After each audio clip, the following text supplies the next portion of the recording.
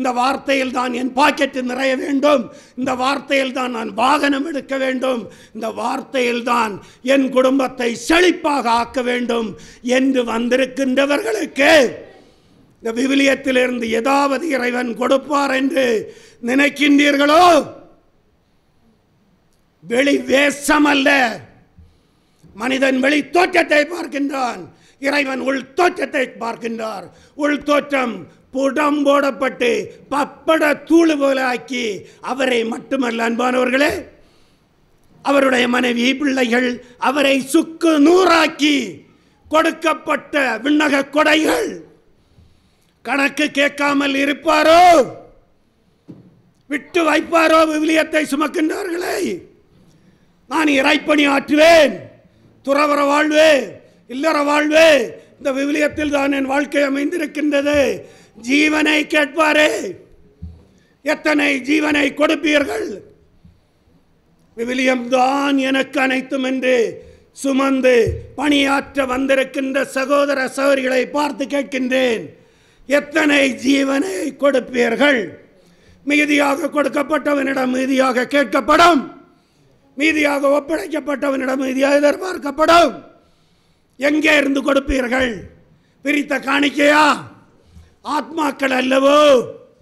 விட்டு வைப்பாரோ? விவிலியத்தை சுமக்கின்றவனை என்ன கூறினார்? கொலையாளி என்று கூறினார். எப்படி கொலையாளி?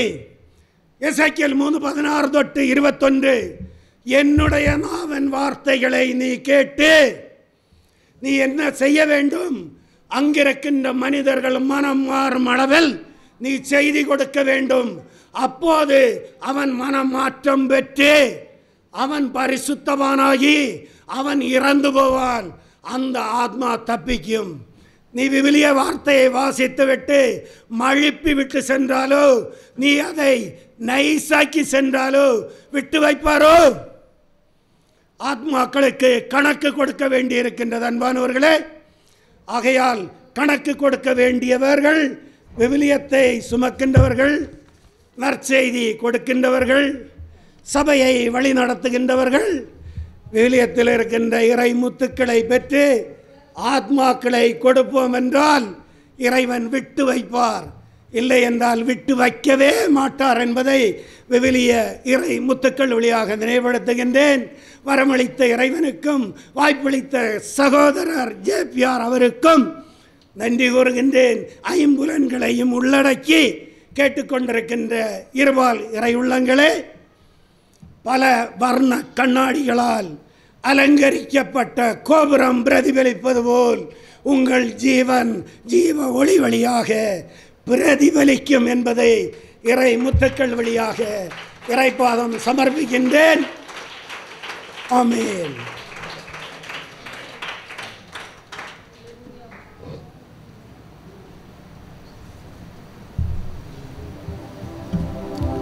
சத்தியமும் ஜீவனுமாய் நித்தமுமே வாழ்ந்திடும் கர்த்தனே எங்களுக்கு கரம் தந்து என்றும் தாங்கிடும். சுத்தமாய் நடப்பதற்கும் சுத்த ஆவி தந்திடும், சித்தமோடு இந்த வேளை வந்திறங்கிடும் என்கிறதான பாடலை நாம் கரங்களை தட்டி உற்சாகமாக பாடலாம்.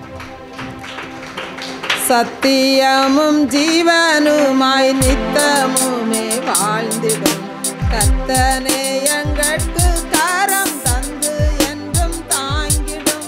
சுத்தமாய் நடப்பதற்கும் சுத்த ஆவி தந்திடும், சித்தமோடு இந்த வேளை வந்திறங்கிடும்.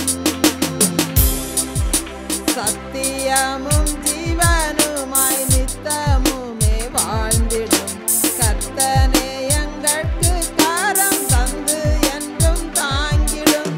சுத்தமாய்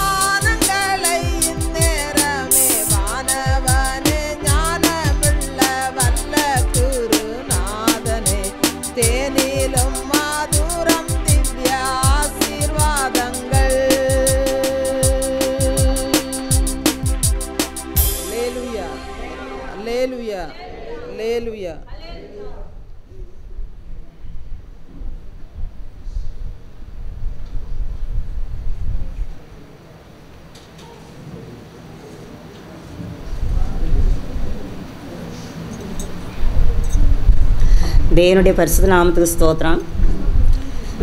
என்னை இந்த நாளில் இந்த இடத்துல ஒரு சிறு சாட்சியாக நிறுத்தின தேவாதி தேவனுக்கு கோடானு கோடி ஸ்தோத்திரம். என்னுடைய பேத்தி 15 வயது பிள்ளை 10ஆம் வகுப்பு படிக்கிறா. ஜூன் மாதம் 15ஆம் தேதி நல்ல பள்ளிக்கூடத்துக்கு போயிருந்தா. அதே மாதிரி 16ஆம் தேதியும் காலையில் ஸ்கூலுக்கு போன பிள்ளை சிபிஎஸ்சி ஸ்கூலில் மயக்கமாகி விழுந்திருக்கா. உடனே ஹாஸ்பிட்டலில் சேர்த்துட்டு வீட்டுக்கு தகவல் சொல்லிட்டாங்க. உடனே நானும் என் மகளும் ஹாஸ்பிட்டலில் நாங்கள் வச்சு பார்த்துக்குறோம் அப்படின்னு சொல்லிவிட்டு, அவன் இருக்கிற சங்கரங்கோயில் பக்கம், ஆனால் நாங்கள் திருநெல்வேலியில் நான் இருக்கிறேன், அதனால் திருநெல்வேலியில் நாங்கள் பார்த்துக்குறோம் அப்படின்னு கொண்டு வந்து உலக பிரகாரமாக எத்தனை டாக்டர்கள் பார்க்கணுமோ அத்தனை டாக்டர்ஸையும் நாங்கள் பார்த்தோம். கார்டியாலஜிஸ்ட் வரைக்கும் பார்த்துட்டாங்க. முதலாவது நியூராலஜிஸ்ட் பார்த்தாங்க, அடுத்தது சைக்காட்ரிஸ்ட் பார்த்தாங்க, அடுத்தது கார்டியாலஜிஸ்ட் பார்த்தாங்க. ஏன்னா எல்லா டெஸ்ட்டும் எடுத்தாங்க. இசிஜி, இஇஜி, என்னென்ன ஸ்கேன், எம்ஆர்ஐ ஸ்கேன் எல்லாத்தையும் பார்த்துட்டு நார்மல், அவளுக்கு ஒன்றுமே இல்லை, நல்லா இருக்கா அப்படின்னு சொல்லிட்டாங்க. திடீர்னு வீட்டில் இருந்து ஐ மாஸ்க் வேறு போட்டிருப்பா, வெளியில் போயிடுவா, எனக்கு தெரியாமல் கதவை திறந்துட்டு வெளியில் போயிடுவா. லிஃப்ட்டில் விழுந்து கிடந்திருக்கா. ஒரு நாள் வெளியில் போய் விழுந்துட்டா, எங்கெங்கேயோ பாத்ரூமில் போய் விழுந்துருவா. இப்படியே அவளுக்கு என்ன செய்கிறோங்கிறதே தெரியல. என்னன்னு கேட்டால் அப்படியா அப்படின்னு சொல்லுவாள். அந்த மாதிரி நிலையில் என்னுடைய உடன்பிறவா சகோதரன் ஒருவர் மூலமாக நான் பாஸ்டர் ஐயாவை கேள்விப்பட்டு, அந்த பிரதர் தான் என்னை அங்கே கூட்டிக்கிட்டு வந்தாங்க. நாங்கள் பிள்ளைய ஹாஸ்பிட்டலிருந்து தான் கொண்டு வரோம். டாக்டர்கிட்ட சொல்லிட்டு வரேன், எல்லாமே நார்மல்னு சொல்லிட்டுருக்காங்க. அப்போ நாம் ப்ரேயரில் நம்ம பார்க்கணும், ஏதோ அலைக்கழிக்கிற ஒரு ஆவி இருக்கலாம் அப்படின்னு நினச்சிட்டு அந்த உடன்பிறவா சகோதரர் தன்னுடைய குடும்பத்தில் உள்ள ஒரு உறுப்பினர் போல் என் பிள்ளைக்காக அவங்க சொன்ன உடனே நாங்கள் இங்கே கூட்டிக்கிட்டு வந்தோம். டாக்டர்கிட்ட சொன்னேன், ப்ரேயருக்கு போயிட்டு வரோம் அப்படின்னு. டிஸ்சார்ஜ் பண்ணலை அவங்க. உடனே இங்கே பிரதர் ஐயாட்ட நாங்கள் ஜோம் பண்ணிட்டு போனோம். அப்போ ஐயா சொன்னாங்க, அலைக்கழிக்கிற ஆவி, தற்கொலையின் ஆவி அப்படிங்கிறத எல்லா விவரத்தையும் சொல்லிட்டாங்க. அதுக்கப்புறமா நாம் இனிமேல் எதுவுமே செய்ய முடியாது, நமக்கு நல்லா தெரியுது. ஐயா முழுமையாக விவரமாக விளக்கி சொன்னாங்க. அப்போ பொருத்தனை பண்ணி அந்த பொருத்தனை ஜெபத்தினால தான் சரியாகுங்கிறதுனால அந்த பொருத்தனையை நான் நாளைக்கு 2 மணிக்குள்ளே நான் நிறைவேற்றிடுறேன். ஏன்னா என் மகாட்ட சொல்லியிருக்காங்க, அந்த பொருத்தனையை நாம் செலுத்தணும் அப்படின்னு அவன் முடிவெடுத்துட்டா.